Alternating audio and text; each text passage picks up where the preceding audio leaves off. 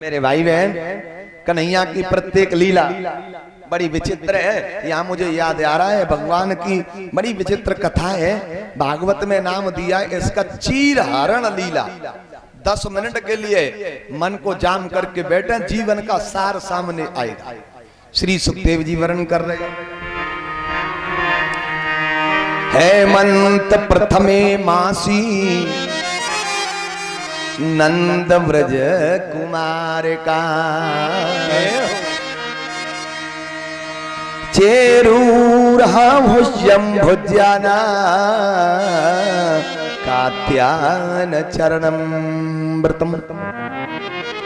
हेमंते प्रथमे मासी नंद व्रज कुमार का। 84 कोष ब्रज मंडल में जितनी गोप कन्याएं वो ब्रह्म मुहूर्त में सुबह यमुना में स्नान करती हैं। ब्रह्म मुहूर्त होता है सुबह 4 बजे से 5:30 बजे तक, 1.5 घंटे का समय। लेकिन स्नान करके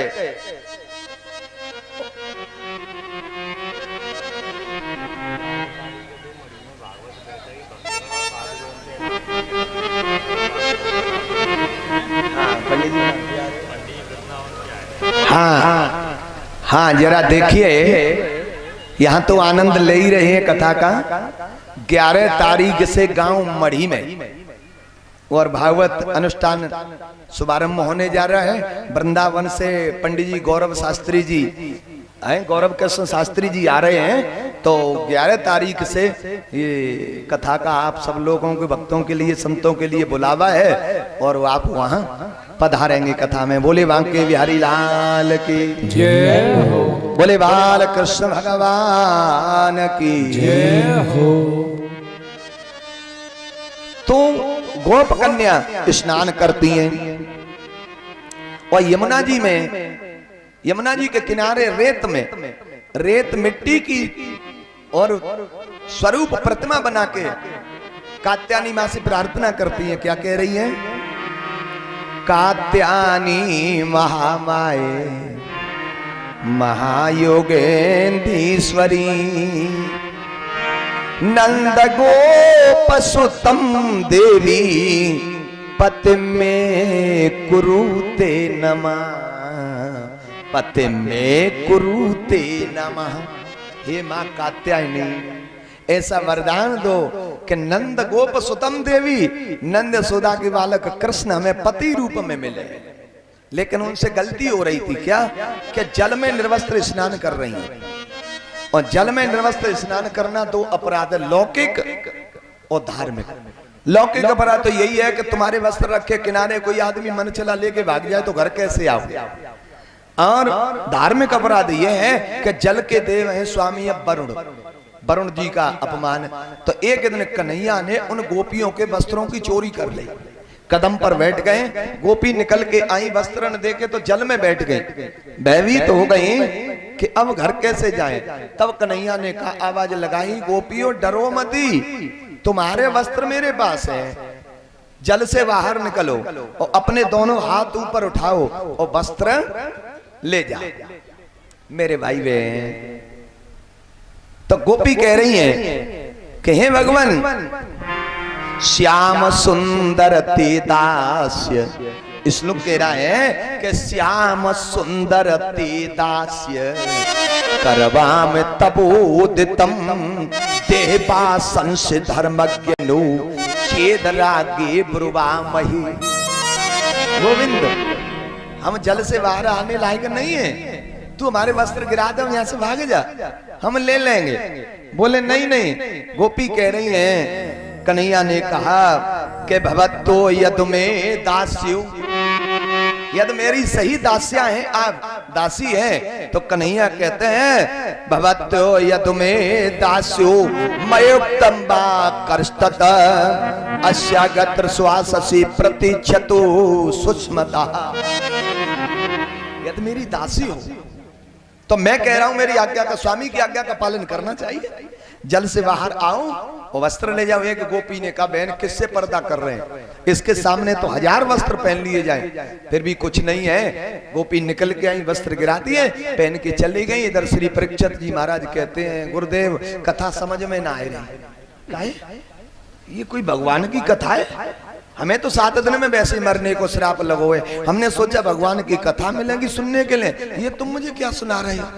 कोई महिला नहा रही है, स्नान कर रही है, उसके वस्त्र कोई आदमी उठा के ले जाए तो क्या ये कोई भले आदमी के लक्षण है? ये तो आचरणहीन, चरित्रहीन, स्थायी उसके लक्षण जाओ भगवान की कथा बता रहे हो। सुखदेव जी बोले राजन कलेगो आएगा कि वो तो आगे आएगा, कि आगे तो घोर कलेगो होगा। मैंने तुम्हें राम कथा पहले क्यों सुनाई?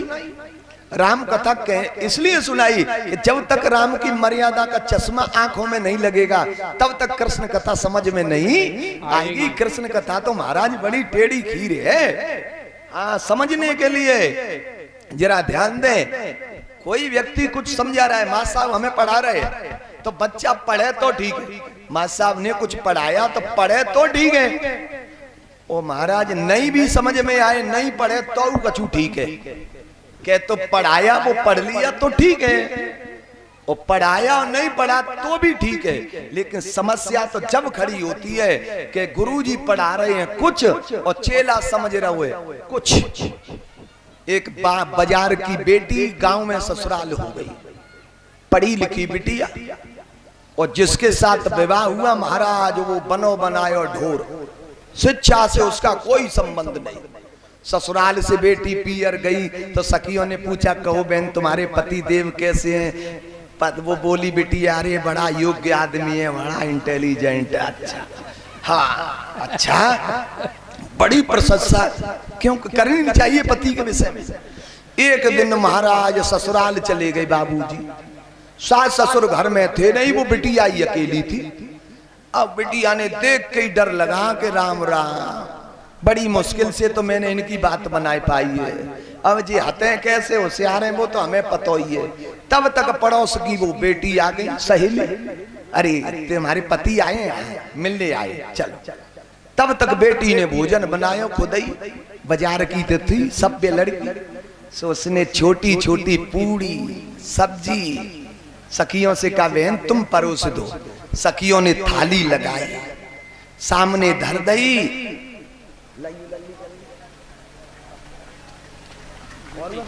ला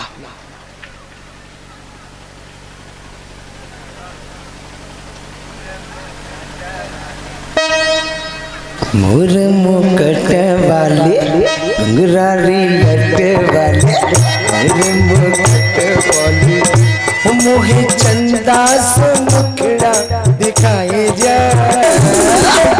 मोर मुकट वाले बोली बांके बिहारी लाल की जय हो। सखियों से कहा बहन तुम ही परोस दो। सो थाली सामने गई महाराज, कछु तो भूखो ज्यादा, छोटी छोटी पूड़ी। अब उसने देखा कि ये छोटी छोटी पूड़ी हैं, अब इनके 2 गिलास क्या करें, पूड़ी यही गिलास है। सो साझी पूड़ी उठाए और साग धरे और महाराज खाए। अब तो सखियां ताली दे के हंसने लगी, अरे बहन बड़ा योग्य आदमी है, तुम कह रही थी वैसा ही है। अब महाराज पत्नी ने कहा कि मेरी तरफ देखें तो मैं कछु इशारे में बताऊं। सो पत्नी की तरफ नजर गई, सो पत्नी ने 2 उंगली उठाई, कि इतनी छोटी भी नहीं है, सो साजी पूड़ी खा रहे, कम से कम 2 टुकड़ा तो करो। अब उसने जाना कि उंगली 2 उठाई, उंगली 2 उठाई, गमारपन पति को देख एक एक पूड़ी के गिलास 2 करें जा, इतनी छोटी भी नहीं है कि साजी पूड़ी खा रहे हो, 2 उंगली उठाई। उसने जाना अरे राम राम, बड़ी सहानुभूति के साथ कह रही हैं, बड़ा प्रेम करती हैं हमसे। ये कह रही हैं कि हारे थके आए हो इतनी दूर से, एक एक पूड़ी से क्या होगा, 2-2 खाओ। महाराज एक पूड़ी पे साग धरे और दूसरी पे ढक्कन लगाए और खाए, और सखियां हंसी और हंसी। उसने देखा अब क्या करूं। सो महाराज पत्नी की तरफ नजर गई, सो उसने माथा टेका। वो मास्टर पढ़ा में, बच्चा नहीं पढ़े महाराज तो फिर मास्टर भी क्या करे, माथा ही ठोक दे। पत्नी ने अंदर से माथे में हाथ मारो, अरे कुछ तो शर्म कर। दोई दोइन को चावन लागो, दोई दोइन को चावन लागो, मूड जब एक साथ तो मात ठोक त्रिया कहे लाज सो डरे जा। कछु तो शर्म कर। जैसे ही माथा ठोको उसने सोचा अरे राम राम हमसे गलती है गई। जे कह रही हैं कि ये कोई साधारण पूड़ी है, ये बड़ी पूजनीय पूड़ी है, कम से कम इन्हें प्रणाम तो करो। सो महाराज अब तो वैसे सीधा खा रहा था, अब साग धरे, 2 पूड़ी उठाए और खोपड़ी से लगा प्रणाम करे। पूड़ी प्रणाम तो करो।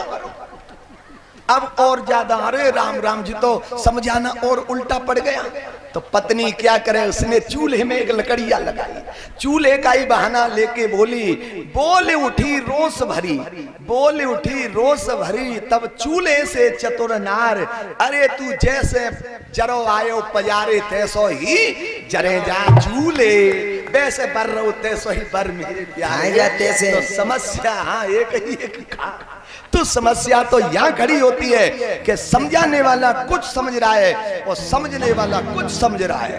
तब श्री सुखदेव जी वर्णन कर रहे हैं राजन परीक्षित जी ने कहा महाराज ये क्या भगवान की कथा है। श्री सुखदेव जी कहते हैं कलेगो आएगा, ये तुम्हारे हृदय में असंस्कार पूर्ण बात कैसे बैठ गई।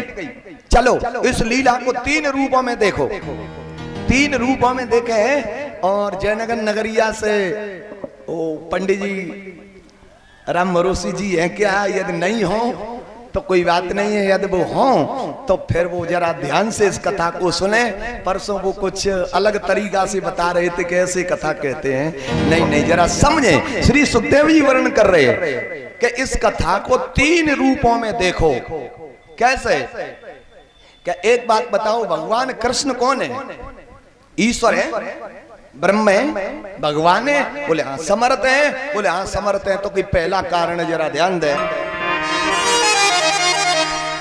समर्थ को नहीं दोष गुसाई, समर्थ को नहीं दोष गुसाई, समर्थ को नहीं दोष गुसाई, समर्थ को नहीं दोष गुसाई, रब पावत सुर सर की नाई, रब पावत सुर सर की नाई, रब पावत सुर सर की नाही, रब पावत सुर सर की नाई।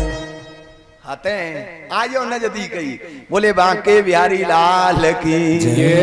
तो समर्थ कौन नहीं दोष गुसाई। यदि कृष्ण ब्रह्म है, ईश्वर है, तो उन्हें कोई दोष नहीं है। एक बात अब मेरा निवेदन कि कृष्ण को दूसरा भाव अति सुंदर है। कृष्ण कौन है? ईश्वर।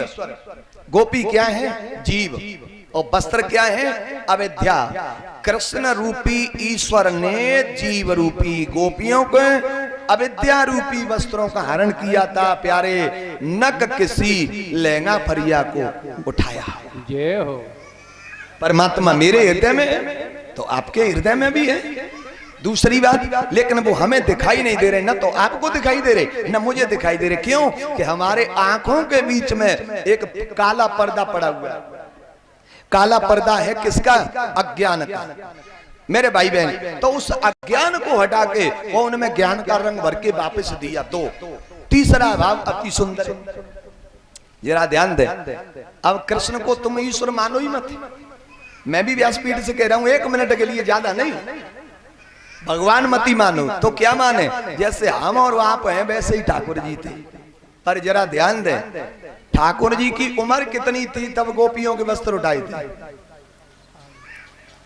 5-5.25 वर्ष। युग कौन सा था? द्वापर। आज कौन सा युग है? कलयुग। आज से तो 40 वर्ष पहले समय अच्छा होगा। जो बुजुर्ग लोग बैठे हैं ये इसके एविडेंस में है। आज से तो नारद जी 40 वर्ष पहले समय अच्छा होगा। हाँ, आगे तो अब लगी है ना फैशन में 15 साल से। लेकिन सही बताना, क्या भले ही आज कल हो गया फैशन का जमाना, पर ठीक बताना हृदय पे हाथ रख के, क्या 5 सवा 5 वर्ष के बच्चे के अंदर आज काम विषय वासना जागृत हो सकती है? नहीं। जब आज नहीं तो महाराज 5200 वर्ष पहले कहां से आई? बच्चा है, 5 वर्ष का छोरा है, बस तो उठा लिए होंगे और मांगे तो दे दिए। मेरे भाई बहन, अरे क्या कन्हैया गोपियों को निर्वस्त्र देखना चाहते हैं? नहीं नहीं, उन्होंने ये कहा था कि दोनों हाथ ऊपर उठाओ। क्या दोनों हाथों को उठाने के लिए कह रहे हैं? अरे ये कृष्ण कथा यमुना का जल नहीं है, नदी नहर का जल नहीं है बेटा। बड़ा ये ने जा छोरा प्रसाद दे दियो, जो को बच्चा रो रहा है दे दो प्रसाद उठा के। हाँ तो गुब्बारा दे दो, लो दे दे दे दे भैया, दे दो। बोले बांके बिहारी लाल की, बोले बाल कृष्ण भगवान की जय हो। बैठ जाओ चंचल पंडित जी, बैठ जाओ। तो क्या कन्हैया गोपियों को निर्वस्त्र देखना चाहते हैं? ये कृष्ण कथा नदी नहर का पानी जल नहीं है। यमुना पे चलो प्यास लगी है, लोटा गिलास है तो पानी पी लो महाराज, और नहीं है तो हाथों से किनारे बैठ के पानी पी लो, पी लेते हैं नहीं अंजलियों से। तो ये कृष्ण कथा नदी नहर का जल नहीं है, सो हाथों से ऐसे ही पी लेंगे। ये तो कुआं का जल है, कृष्ण कथा कुआं का जल है। और कुआं पे महाराज प्यास लगे तो माँ तो कछु चाहिए, हाथों से तो नहीं पी सकते, वहां तो रस्सी बाल्टी चाहिए कि नहीं चाहिए? रस्सी डो आए लोटा डोर चाहिए। तो पंडित जी ये कृष्ण कथा कुआं का जल है, इसके लिए तो 2 तत्व की आवश्यकता, प्रेम रूपी डोरी, प्रेम रूपी डोरी और श्रद्धा रूपी पात्र जब तक जीवन में नहीं है तब तक इसमें से एक बूंद मिलने वाली नहीं है। क्या कन्हैया गोपियों को निर्वस्त्र देखना चाहते हैं? कि दोनों हाथ ऊपर उठाओ? इन्हें हाथों के लिए नहीं कह रहे हैं, ये हाथों के लिए नहीं कहा है। 2 हाथ अलग हैं हमारे, वो कौन से हैं? लज्जा रूपी हाथ और संकोच रूपी हाथ। इन्हें उठाओ मेरे पास आओ। नहीं आया समझ में? नहीं आया समझ में तो ऐसे समझ लें कि आप बुढ़ापे में माला घुमाओ, आप बुढ़ापे में माला फिराओ, पूजा करो, ध्यान करो, तो पड़ोसी तो कहेगो ना मूर्खन की एक कथा है, मूर्खन की कथा बनी भई है कैसी दुष्टों की, कि देख ले जा पे कोई काम बाकी ना रहे हो, अब 9 से मुंह से मारे विलैया चको जा रही है। अरे और उस पे कुछ है ही नहीं कहने के लिए, उसके पास और कोई पढ़ाई है ही नहीं, ये मूर्खों की एक पुस्तक है कि 9 से मुंह से खाए विलैया चको जा रही है। तो तुलसीदास बाबा क्या कह रहे हैं?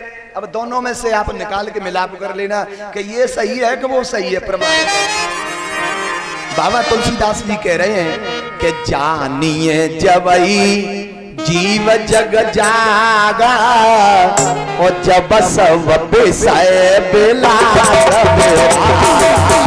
जानिए जग ही जीव जग जागा जब सब विषय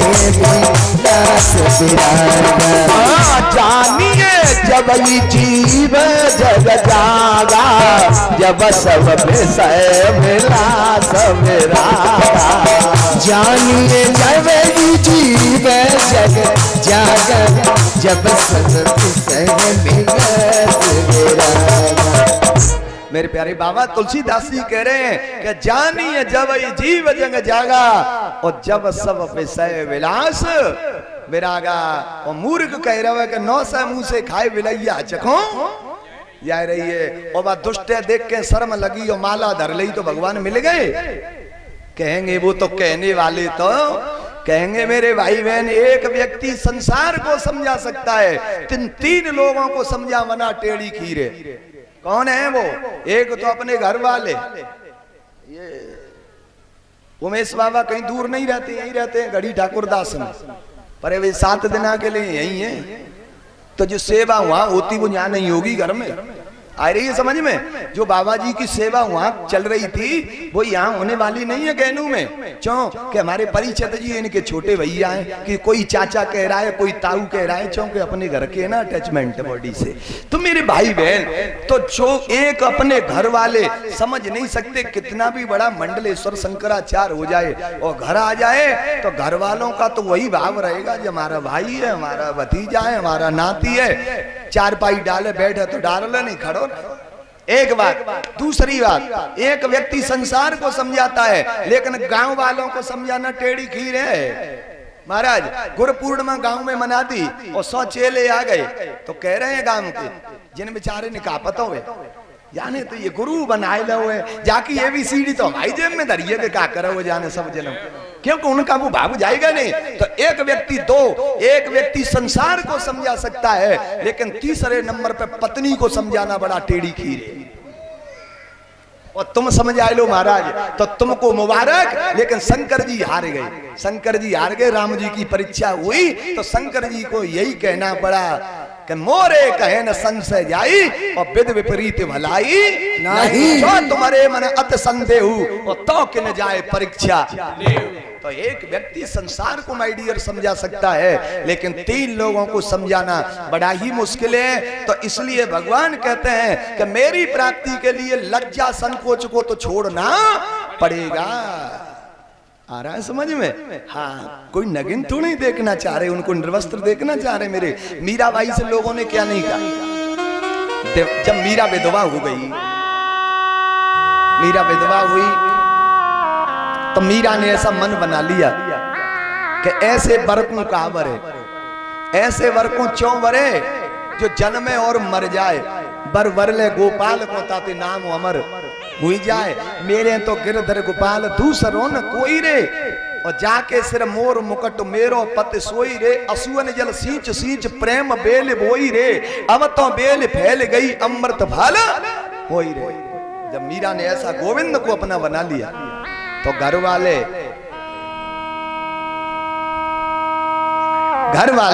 अड़ोसी पड़ोसी गांव वाले चर्चा करने लगे, दीवानी है, मतवारी है, साधुओं के साथ राजघराने को संतों का अड्डा बना दिया, महात्माओं के साथ नाच रही है, बात खराब हो रही है। मीरा ने मेवाड़ त्याग दिया, वृंदावन चली गई। किससे कहूं मैं अपना दर्द, क्योंकि संसार का नियम है कि तुम अपना दुख किसी को पंडाल में सुना दोगे तो यहाँ सुन जाएगा और घर जाके तुम्हारी हंसी उड़ाएगा। मीरा वृंदावन आ गई, बांके बिहारी पहुंची, पुजारी से कहा मेरी ठाकुर से तो बात करा दो। पुजारियों ने कहा कि अब तो पट बंद हो गए, सुबह आना। तो मीरा ने कहा गोविंद मैं दुनिया से पिट के तेरे पास आई हूं, कहीं सुबह तक तू अभी मुझे और यहाँ रुलाएगा? आंखों में आंसू भर लाई और दुखी होकर के मीरा ने कहा हार मैंने लाखों के बोल सही सवरिया तेरे लिए, मैंने लाखों के बोल सही सवरिया तेरे लिए, मैंने लाखों के बोल सही सवरिया तेरे लिए, मैंने लाखों के बोल सही सवरिया तेरे लिए।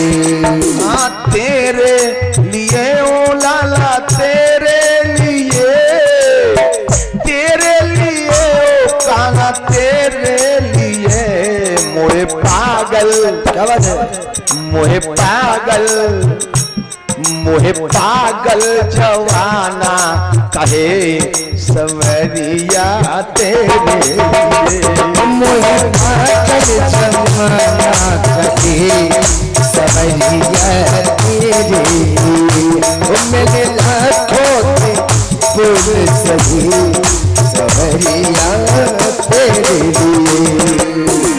जो मैं ऐसा जानती प्रीत करे दुख हो,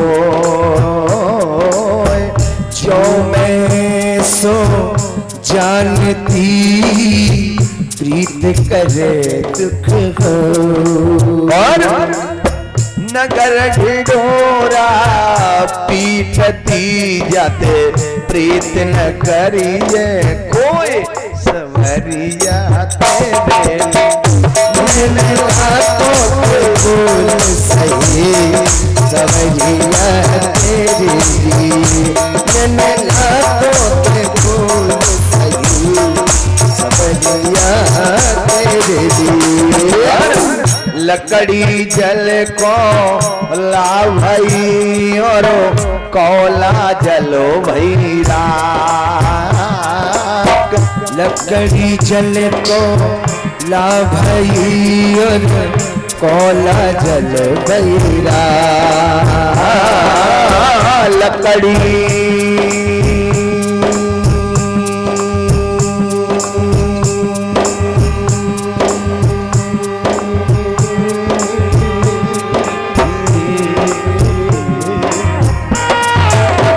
लकड़ी जल को ला भई और कोला जलो भयो राख। और मैं पापिन सी जली कोला भई न राख। ओ मेरे हृदय में पीर भई सवरिया तेरे लिए। मेरे हृदय में पीर भई सवरिया तेरे लिए। ओ लाखों के फूल सही सवरिया तेरे लिए। हाँ तेरे लिए लाला तेरे लिए कान्हा तेरे लिए। मैंने लाखों के फूल सजी सवरिया तेरे लिए। हाँ मैंने लाखों के फूल सही सवरिया। भगवान कहते हैं कि मेरी प्राप्ति के लिए प्यारे लज्जा संकोच को तो छोड़ना पड़ेगा। गोपियों से कन्हैया ने कहा मैं किशोरी राधा जी के साथ शरद पूर्णिमा की रात्रि में रास विहार करूंगा। जो तुम्हारी कामना थी उस कामना को मैं पूर्ण करूंगा। राधा तत्व तो परम तत्व है और जहाँ राधा नाम का उच्चारण होता है वहाँ कन्हैया दौड़े दौड़े आते हैं। आपने सुना होगा ये साउंड वगैरह गाते हैं कि राधे राधे जपो चले आएंगे बिहारी। सुना है ना गाना, लेकिन अब समझने की जरूरत है कि राधे राधे जपो चले आएंगे बिहारी। तो राधा का नाम ले रहे हैं, कन्हैया क्यों आ रहे हैं? What is Radha? कन्हैया राधा कृष्ण की कोई प्रेमिका है? नहीं। क्या राधा कृष्ण की कोई अर्धांगिनी है? अजी बिल्कुल नहीं। तो राधम साधम समसिद्धौ, जरा ध्यान दें, राधम साधम समसिद्धौ। राधा शब्द की भी उत्पत्ति धातु से हुई है। असल में राधा का अर्थ होता है यानी यमुना बह रही है, कृष्ण नाम की धारा बह रही है। राधा नाम की कोई व्यक्ति यमुना जी में बहा जा रहा है, वहां जा रहा है, कन्हैया किनारे खड़े हैं, धारा में बह रहा है। तो मेरे प्यारे कन्हैया कह रहे आजा। बोले मैं तो इधर भाग रहा हूं। बोले उल्ट के आजा, उल्टा होके आजा। तो राधा शब्द को जरा धारा शब्द को उल्टा कर दीजिए। आधा धारा और राधा, वही धारा राधा में बदल जाएगी। कृष्ण नाम की धारा चल रही है, उल्टा कर दो तो वही धारा राधा बदल जाएगी। तो राधा कृष्ण की कोई अर्धांगिनी नहीं है। राधा शब्द की व्युत्पत्ति धातु से हुई है। असल में राधा का अर्थ है मन की अंतर्मुखी वृत्ति। मन की अंतर्मुखी वृत्ति किसे कहते हैं? मन की अंतर्मुखी वृत्ति कहते हैं। गीता का श्लोक है कि अनन्यास चिंतयन्तो मां, अनन्यास चिंतयन्तो मां ये जना परिपासते तेसा नित्या विमुक्तानाम योगक्षेमं भाम्यहम्। तेसानाक्तयुक्तानाम योगक्षेमं भाम्यहम्। जो अनन्यता से मेरा चिंतन करता है उसका योगक्षेम मैं बहन करता हूं। भगवान कह रहे हैं आया समझ में? और नहीं आया हो तो उसे भी समझ ले। अनन्य न अन्य अनन्य चैंटी पड़ी है और ऐसा भाव आ जाए कि इसके भी अंदर तो भगवान बैठे, ईश्वर अंश जीव अविनाशी। नहीं आया समझ में तो बाबा तुलसीदास जी की सुन ले। अनन्य किसे कहते हैं? सिया राम मैं सब जग जानी ओ करहो प्रणाम जोरे जुबानी। सिया राम मैं सब जग जानी करहो प्रणाम जोरे जुबानी। सिया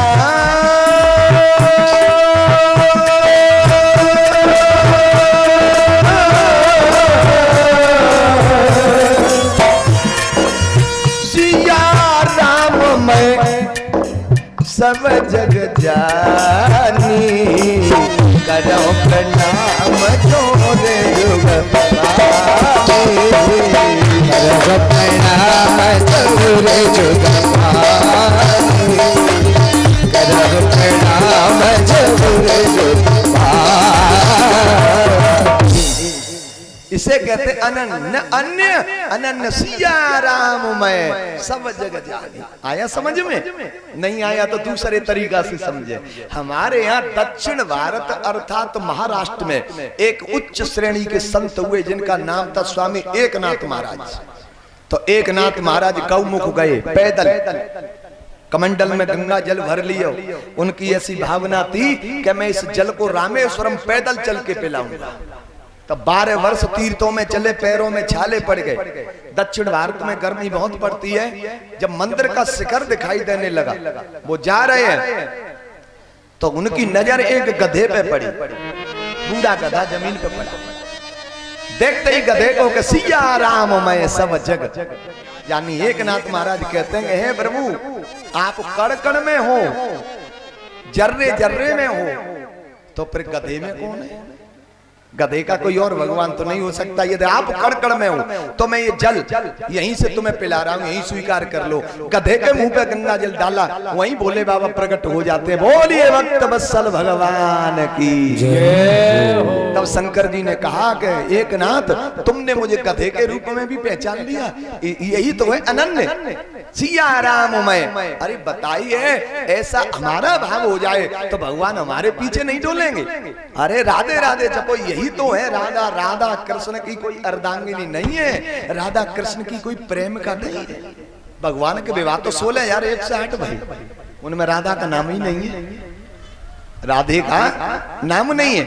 और जरा ध्यान दीजिए, यही एक दिन ब्रह्म कृष्ण पत्नी सत्यभामा को भी हुआ। सत्यभामा ने सोचा कि मैं कन्हैया को प्रिय हूं, रूपवान हूं, मेरी बात भी मानते हैं। लेकिन ये संसारी जो लोग राधा कृष्ण कहते, सत्यभामा कृष्ण क्यों नहीं कहते? तब कन्हैया ने जाना कि सत्यभामा राधा को मेरी पत्नी मान रही है। तो उनका भ्रम दूर करने के लिए कन्हैया सत्यभामा से बोले, सत्यभामा एक काम करोगी? बोले कहिए। कि वैसे तो भगवान किसी के लिए ऐसा न करे, यदि समय आ जाए तो तुम्हारा मेरे ऊपर बहुत बड़ा एहसान हो जाएगा जन्मों के लिए। बोले क्या करूं? तब कन्हैया ने कहा है कि सत्यभामा मेरे मरने के बाद, क्या बात है? सत्यभामा जब मेरी मृत्यु हो, कि सत्यभामा मेरे मरने के बाद इतना कष्ट उठा लेना, मेरे माथे पे राधा के चरण की, मेरे माथे पे राधा के चरण की थोड़ी सी धूल लगा देना, मेरे मरने के बाद इतना कष्ट उठा लेना, मेरे माथे पे राधा के चरण की थोड़ी सी धूल लगा देना,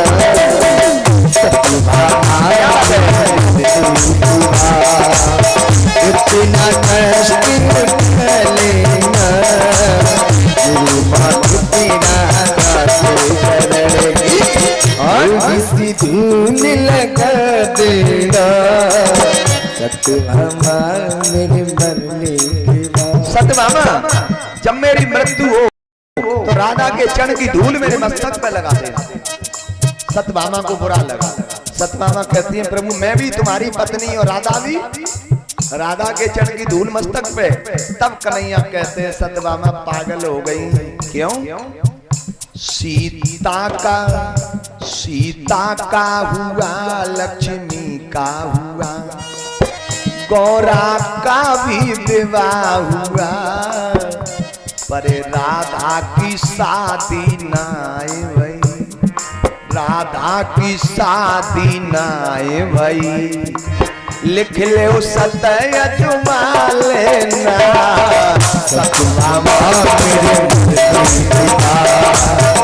तेरा कष्ट उठा लेना गुरु मात तेरा दादी चरण की थोड़ी सी धूल लगा देना सतनामा मेरे मरने के बाद। अरे राधा मेरी पत्नी नहीं है। सीता का विवाह राम जी के साथ, पार्वती का शिव जी के साथ, लक्ष्मी का विवाह नारायण के साथ। क्या राधा मेरी पत्नी तुमने विवाह होते देखा? क्या सुना कैसी? बोले तो प्रभु राधा तुम्हारी क्या है? बोले राधा, हाँ राधा मेरी अमर आत्मा। कन्हैया कहते राधम साधम समसिद्धौ, राधा मेरी अमर आत्मा।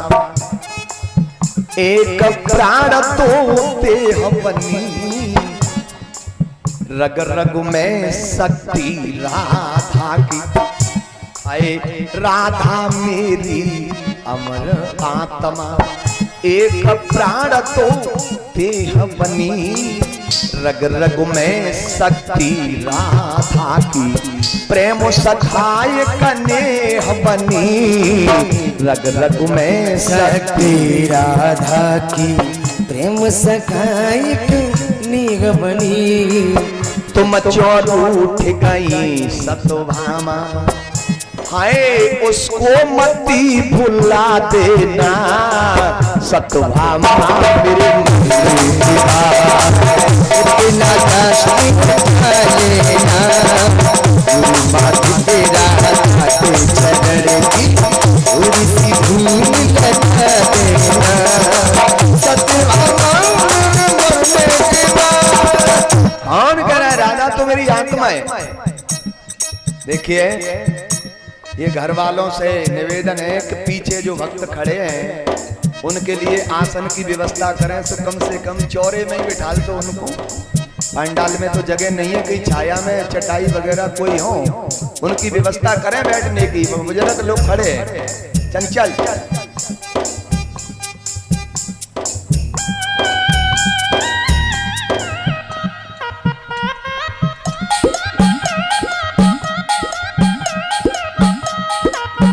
बोले बांके बिहारी लाल की जय।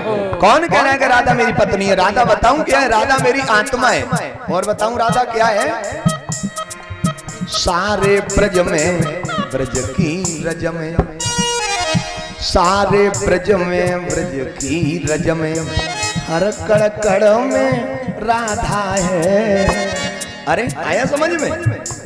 नहीं आया तो ऐसे समझ लो जैसे वो है नहीं, 2 बूंद जिंदगी की पोलियो की दवा पिलाई जाती है। 2 बूंद जिंदगी, 2 बूंद जिंदगी की ऐसे कह के पोलियो की दवाई पिलाई जाती, ऐसे कथा को पिला दिया जाएगा, घर जाके भले ही निकाल देना। अरे ना जाने पता नहीं कितने दिन में या क्षेत्र में कहीं नंबर मिला के जाने नहीं। मेरे भाई बहन चलिए, कन्हैया कहते हैं कौन कह रहा है कि राधा मेरी पत्नी है? राधा मेरी सारे ब्रज में ब्रज की रज में। या रोड पे खड़े हो जाओ और कोई गाड़ी वाला आएगा तो यही बोलेगा कि ओए हट जा। अब चलिए मेरे वृंदावन, लाखों लोगों की भीड़ में परिक्रमा में रिक्शा चलता है तो वो गाड़ी वाला ये नहीं कहेगा कि ओए हट जा, वो यही कहेगा राधे राधे राधे राधे राधे। मेरे भाई बहन, वृंदावन के वृक्ष को मर्म न जाना कोई, डाल डाल और पात पात पे श्री राधे राधे। कन्हैया बोले राधे है सारे, राधे है स्वामिनी मेरी, राधा नाम मोक्ष का दाता। सारे ब्रज में ब्रज की रज में, हर कड़ कड़ में राधा है। जो कोई राधा नाम जपे तो कटे जन्म की व्याधा है। जो कोई राधा नाम जपे तो कटे जन्म की व्याधा है। जो कोई राधा नाम जपे तो। और बताऊं राधा क्या है? राधा नाम मोक्ष का दाता, राधे है स्वामिनी मेरी, मैं राधे को दास लगूं बाबा, राधे है स्वामिनी मेरी। मैं राधे को दास लगूं बाबा, माखन दास जी गुरु है मेरी। मैं तो उनका चेला खास लगूं, मुकेश शर्मा राधे श्याम की महिमा तनक बता देना। सतभामा मेरे मरने के बाद इतना फर्ज निभा लेना। मेरे माथे पे राधा के चरण की थोड़ी सी धूल लगा देना।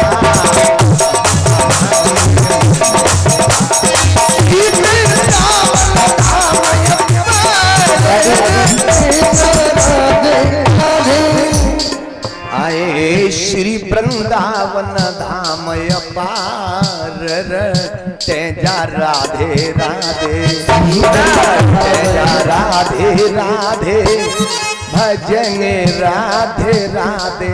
अरे मन, अरे मन, अरे मन चले वृंदावन धाम,